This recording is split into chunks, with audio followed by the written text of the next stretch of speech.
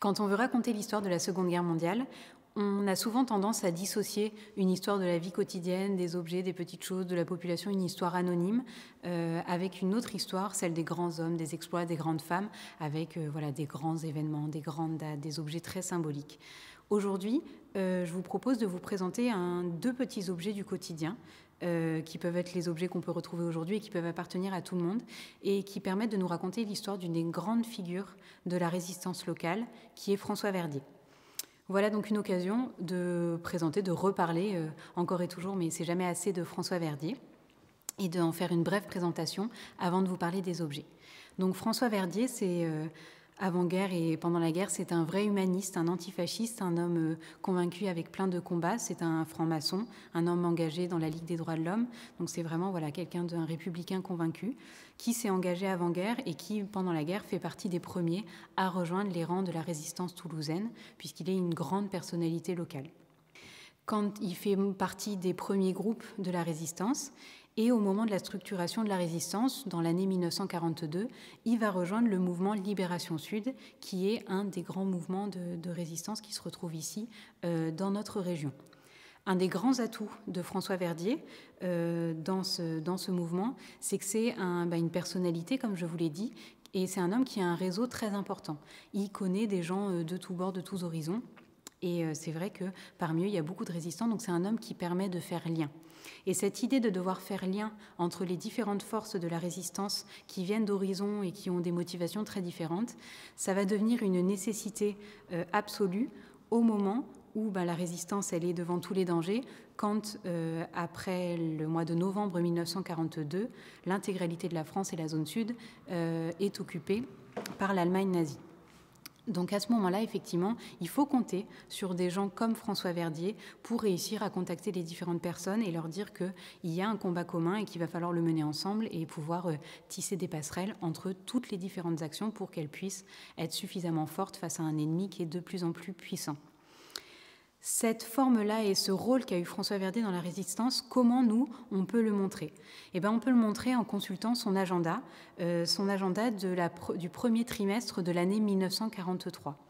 Cet agenda, il est très intéressant parce qu'en fait, il nous permet de voir que il y a François Verdier, cet homme qui est un exploitant de machines agricoles, qui a une vie professionnelle, qui a une vie privée, et de voir le résistant.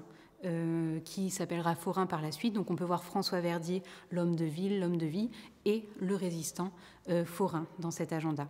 Et c'est vrai que quand on sait ça, il y a des dates, parce qu'on voit des rendez-vous, des rencontres qui peuvent être hors de tout soupçon et nous paraître très habituelles, mais il suffit de savoir que c'était au moment où il était vraiment dans le cœur de l'action de la résistance et de l'unification qu'il y a des pages de son agenda qui prennent tout leur sens.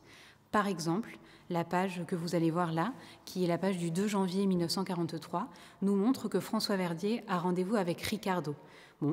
François Verdier a rendez-vous avec Ricardo, rien d'extraordinaire, sauf quand on sait que Ricardo, c'est un des pseudos de résistants de Marcel Taillandier, qui est le chef du réseau Morange, qui est un des grands réseaux d'action très efficaces ici en région toulousaine.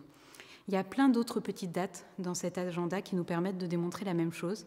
Et je voudrais juste m'arrêter à la date du 6 janvier 1943, qui nous laisse l'occasion de vous parler d'une autre résistante locale très connue à laquelle on tient beaucoup, qui est Marie-Louise Dissart, puisque le 6 janvier 1943, François Verdier a noté qu'il avait un rendez-vous avec Marie-Louise Dissart pour lui remettre 3 offres. Et il note l'adresse de la rue Paul Mériel, qui est l'adresse du domicile de Marie-Louise Dissart. Et juste en dessous, il a noté l'adresse d'un hôtel qui se retrouve dans un petit village des Hautes-Pyrénées, pas loin de la frontière espagnole. Pourquoi pas un exploitant de machines agricoles qui peut proposer des tracteurs à une femme qui voudrait acquérir ça pour ses terres, pourquoi pas, ok. Simplement, quand on sait qu'on a ici François Verdier, qui est dans un des grands mouvements locaux, et Marie-Louise Dissart, qui est à l'époque... Elle n'est pas encore chef de son propre réseau, mais elle est agent du réseau Patoléry. En fait, on sait que ce sont 2 figures très efficaces de la résistance locale qui se sont rencontrées le 6 janvier 1943.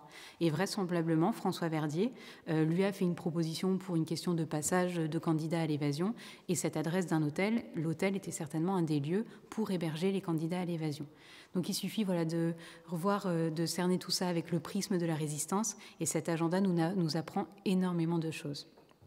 Qui plus est, cet agenda, là, quand on sait tout ça, ça nous permet aisément de concevoir pourquoi c'est François Verdier qu'on a choisi au mois de juin 1943 pour être à la tête des mouvements unis de la résistance dans la région R4, qui est la région de Toulouse et des départements limitrophes.